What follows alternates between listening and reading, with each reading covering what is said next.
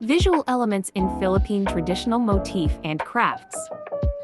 Lesson 1: Motifs and Symbol. Since the day man began to give shape to the materials provided by nature for meeting his rudimentary requirements, he has never been able to resist inward urge to adorn and beautify his positions and surroundings. All these efforts have led to the creation of motifs from different origins, organizing them in suitable layouts. This gave the uniqueness to the motifs used in traditional Indian textiles. Decorative motifs and symbols classifications. There are times when we do not know what is being meant by a word, a thought, an act, or a thing. We need other things to describe them. We need other things to describe them in order to properly understand their meanings. This is particularly true when we are dealing with works of art and in literary world. This is why symbols and motifs created to help us understand. Motif. A motif is an image, spoken or written word, sound, or another visual or structural device that has symbolic significance. It is used to develop and inform the theme of literary work. The concept of a motif is related to a theme, but unlike a theme, which is an idea or message, a motif is a detail that is repeated to a pattern of a meaning that can produce a theme like creating other aspects at the same time. Classification of motif. The motifs or units of textile or design may be classified as geometric, realistic, or natural, stylized, and abstract. Geometric motif. These motifs include lines and various forms such as vertical, horizontal, diagonal curve. Realistic or natural motif. Natural motifs portray as direct replica of things as they exist in nature, such as flowers on trees, animals in jungle, human in figure, and natural things. Stylized motif. These are simplified variations of natural or man-made objects that are no longer recognizable. Abstract motif.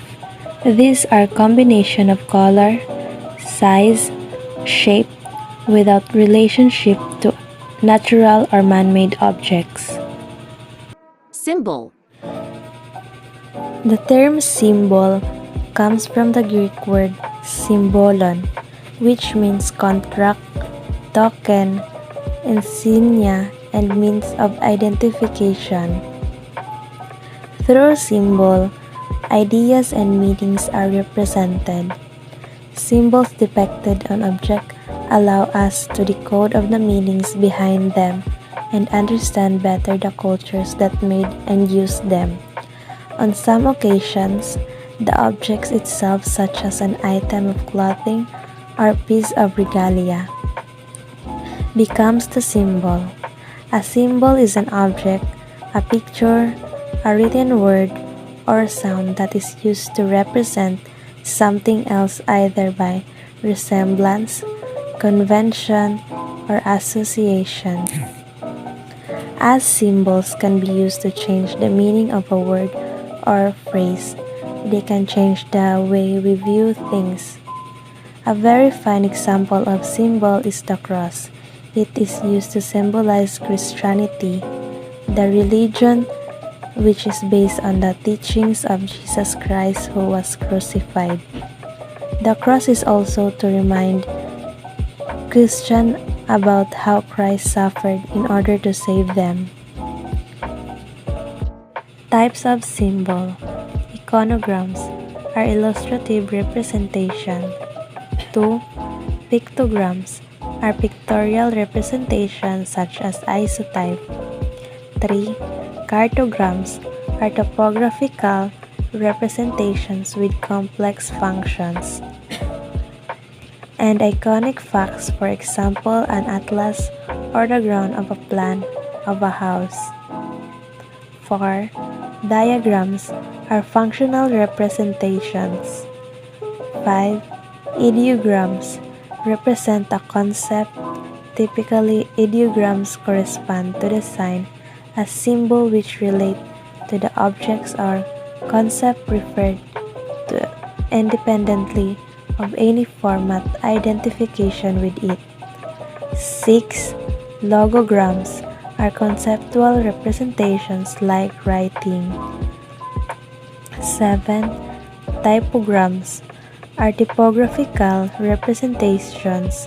A typogram is a sign that is also composed of a sign derived from a written repertoire such as alphabet. 8. Phonograms are phonic representations. A phonogram is a sign that is used to signify linguistic or other sounds.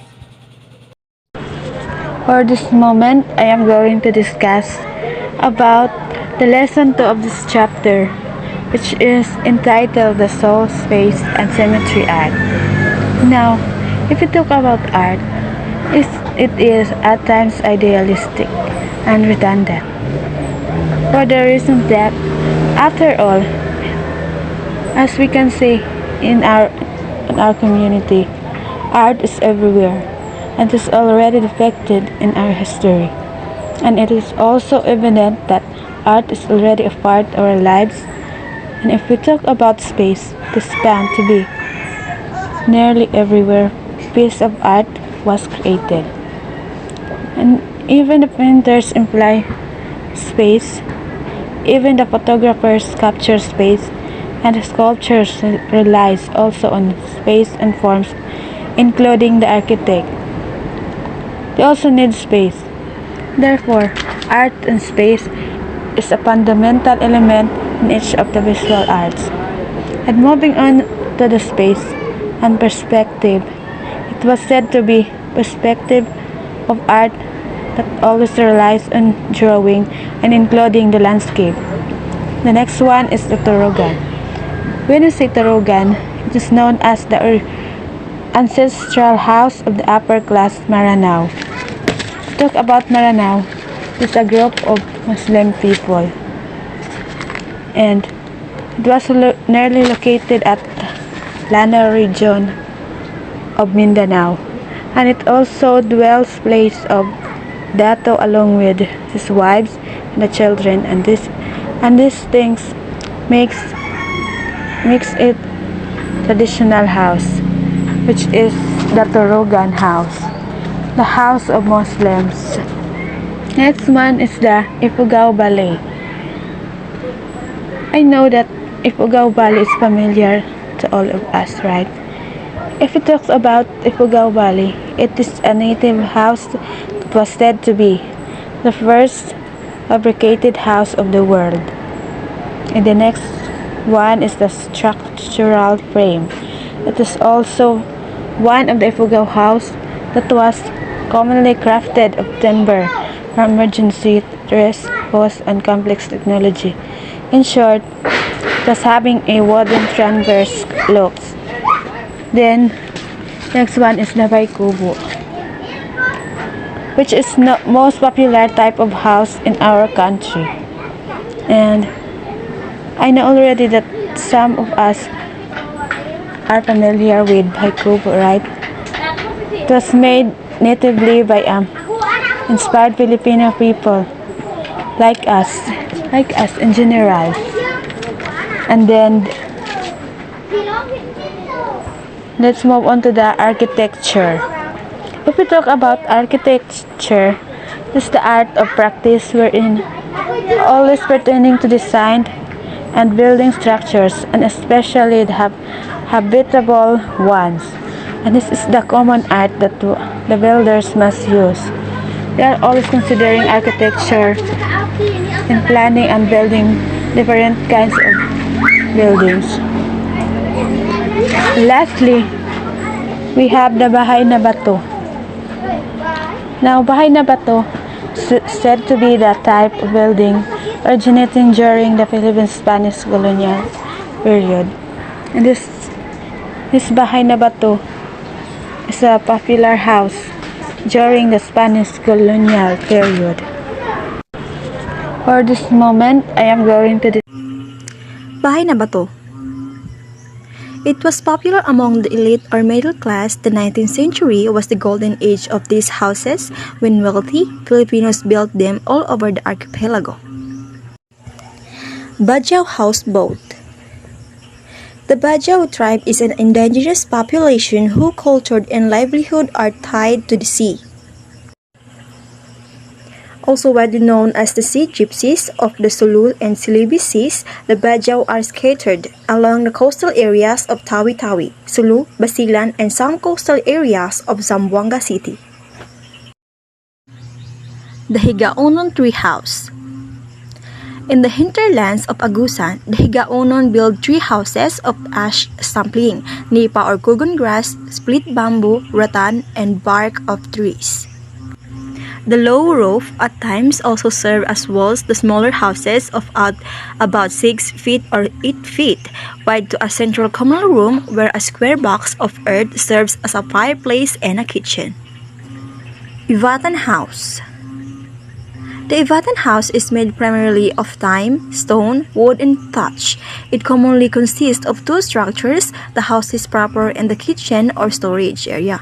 The heavier materials, lime and stone. Compare it to the Bahay Kubo and the Bahay na Bato, the Ivatan house was significantly lower ceilings, around 1.6 to 2 meters high only. Mandaya House. The Mandaya house is wholly made of carefully selected bamboo flatted into slats and held together by horizontal bamboo stripes or a rattan. Traditionally, its elevated floor line serves as one of the safety measures against attacks of ethnic groups in the periphery of Davao Oriental. This wearing condition makes the Bagani or warrior class a high and most coveted social ranking. Ochre. The ochre is an exclusive artistic cultural heritage of the Maranao's Lanao, Philippines. It is as an artistic design of the Maranao native inhabitants of southern Philippines beginning from the early era. Ochre is a design or patterns often rendered or carved in hardwood, brass, silver, and wall paintings and curvilinear lines and Arabic geometric figures.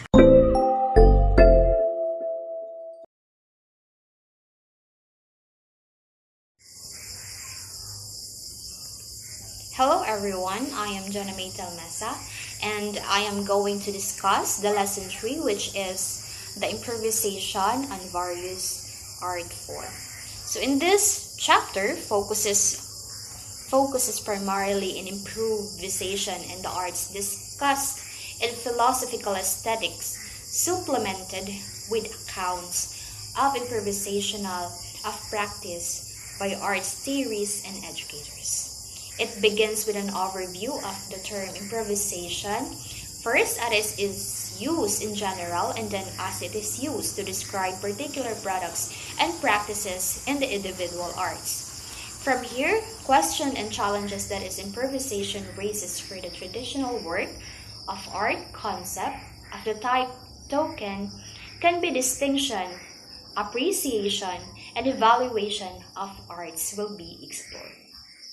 So what is improvisation of arts? Improvisation of arts can occur across the arts. An inspired painter might add an impulsive dash of color to their canvas, while our guitarists or saxophonists might follow the notes toward a higher plane of consciousness. In quilting, we can also use the improvisation to create quilts.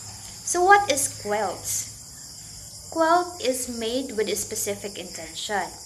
A style of the modern quilter, most improvisational or improved quilts just begin not with a concept necessarily, but grows out to improve piecing and develop as a quilter stitches it.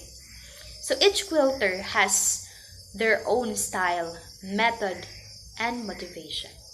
So the importance of improvisation of arts is teaches the brain to actively listen, communicate verbally and non-verbally, be open to ideas, respond quickly in the moment, use imagination, collaborate, effectively use emotions, be more engaging, be flexible, change, and be more aware of what's going on around us.